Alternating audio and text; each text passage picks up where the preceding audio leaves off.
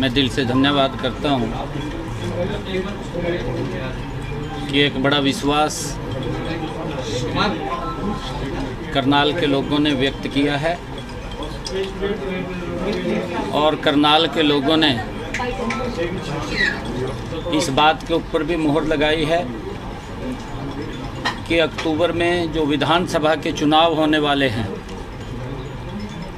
Bharatiya Janata party आदरणीय नरेंद्र मोदी जी के नेतृत्व में तीसरी बार हरियाणा के अंदर भी बहुत बड़े मैंडेट के साथ परचम लहराएगी और आदरणीय प्रधानमंत्री जी के नेतृत्व में पिछले 9.5 वर्षों में जो प्रदेश एक नई गति से आगे बढ़ा है, सबका साथ सबका विकास लेकर के आगे बढ़ा है।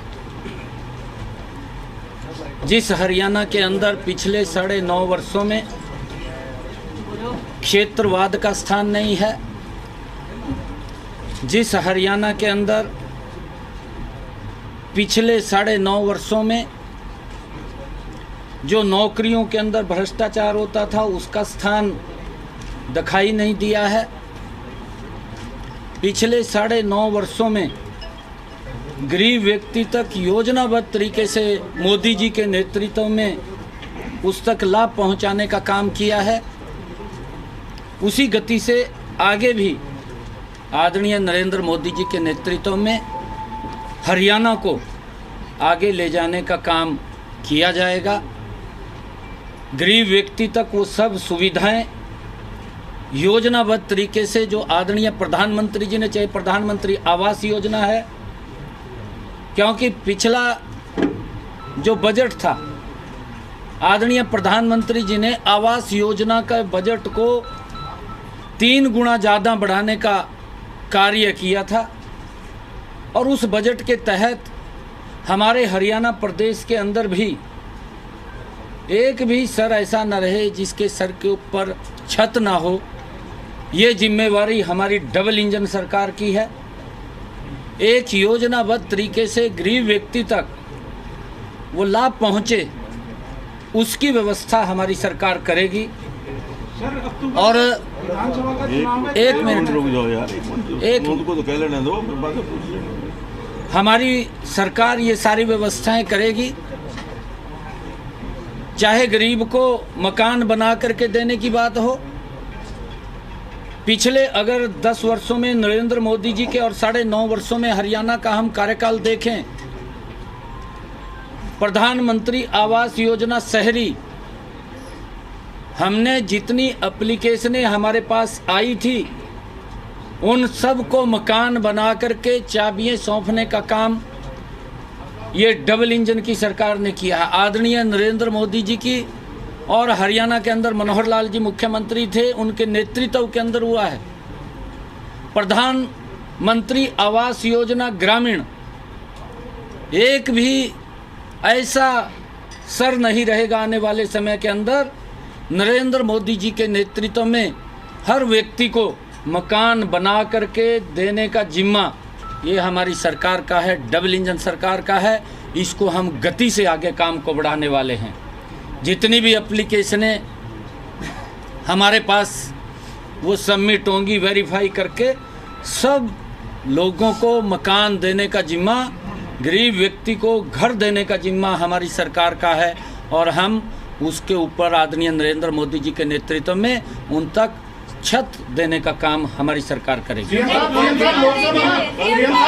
में क्या संख्या आती रह गई है बीजेपी की हरियाणा में, कौन जिम्मेवार है और फैक्टर्स क्या क्या हैं जो आप लोगों ने समीक्षा की है? देखिए, हमने कल विधायक दल के हमारे सभी आदरणीय मंत्रीगण भी थे, विधायक दल के हमारे माननीय सदस्यगण भी थे और उससे पहले भी हमने पार्टी के संगठनात्मक लोगों से चर्चा की है।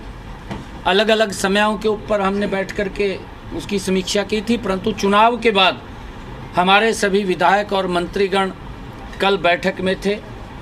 जो विषय निकल कर के आया है, कांग्रेस ने इस इलेक्शन के अंदर झूठ का सहारा लिया है और झूठ के दम के ऊपर इतनी सीटें उनकी आई हैं। उन्होंने एक झूठ फैलाने में वो कामयाब रहे कि मोदी जी तीसरी बार प्रधानमंत्री बनेंगे, इनके तमाम नेतागण और राहुल गांधी हर मंच के ऊपर उस पवित्र संविधान की बुक को लेकर के लहराते हुए नजर आए और ये बोलते नजर आए कि मोदी जी अगर तीसरी बार प्रधानमंत्री बनेंगे तो वो संविधान को, आरक्षण को ख़त्म कर देंगे। इतना बड़ा झूठ, और उस झूठ को बोलने का काम कांग्रेस के नेताओं ने और कांग्रेस के आकाओं ने किया है। ये दुर्भाग्यपूर्ण है। परंतु इस इतने बड़े झूठ के अंदर नरेंद्र मोदी जी की नीतियाँ और डबल इंजन सरकार के कार्य, लोगों ने उसके ऊपर ज़बरदस्त मुहर लगाई है।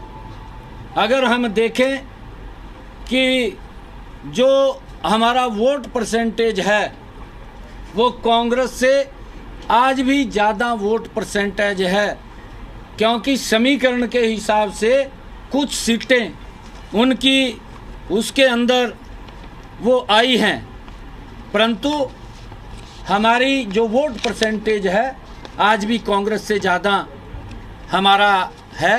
और आगे के भी जो हमारा जो झूठ फैलाने का काम कांग्रेस ने ऐसी समाज के अंदर किया है कि ये आरक्षण को ख़त्म कर देंगे, आरक्षण को और संविधान को ख़त्म कर देंगे, इस प्रकार का कांग्रेस ने दुष्प्रचार किया। हमारे कार्यकर्ता भी ऐसी समाज के घर घर के अंदर जा कर के इनकी पट्टी खोल करने का काम हमारा कार्यकर्ता करेगा और लोगों को इस बात के लिए बताने का काम करेगा। कांग्रेस का संविधान का अपमान किसी और ने नहीं, वो कांग्रेस ने किया है। कांग्रेस ने जिस भारत रत्न डॉक्टर भीमराव अंबेडकर जी ने ये पवित्र संविधान देने का काम किया, उसको भी कांग्रेस ने अपमानित करने का काम किया है। और इस प्रकार का झूठ, क्योंकि आज तक डॉक्टर भीमराव अंबेडकर जी का भी सम्मान कांग्रेस ने नहीं किया और कांग्रेस ने लगातार संविधान का अपमान करने का समय समय के ऊपर कोई कसर नहीं छोड़ी। कांग्रेस ने जो हमारे संवैधानिक पद हैं, चाहे वो महामहिम राष्ट्रपति महोदय का है, चाहे वो महामहिम उपराष्ट्रपति महोदय का है, चाहे हमारी वो पवित्र संसद है, चाहे लोकतंत्र है, चाहे हमारे देश के संवैधानिक पीठ हमारे प्रधानमंत्री महोदय हैं, ऐसी जो हमारी संवैधानिक पीठें हैं, चाहे हमारा कोर्ट है, उसका भी कांग्रेस ने समय समय के ऊपर अपमान करने का काम किया है। अगर आप लोग देखेंगे इनके डीएनए के अंदर इन संस्थाओं का, जो इस देश की गरिमामयी संस्थाएं हैं और जो पवित्र संविधान डॉक्टर भीमराव अंबेडकर जी ने दिया, उन सब का अपमान ये कांग्रेस पार्टी ने किया है। नरेंद्र मोदी जी ने, हमारी सरकार ने डॉक्टर भीमराव अंबेडकर जी के जो 5 स्थान थे उनको पंच तीर्थ के रूप में विकसित करके डॉक्टर भीमराव अंबेडकर जी को सम्मान देने का काम हमारी सरकार ने किया।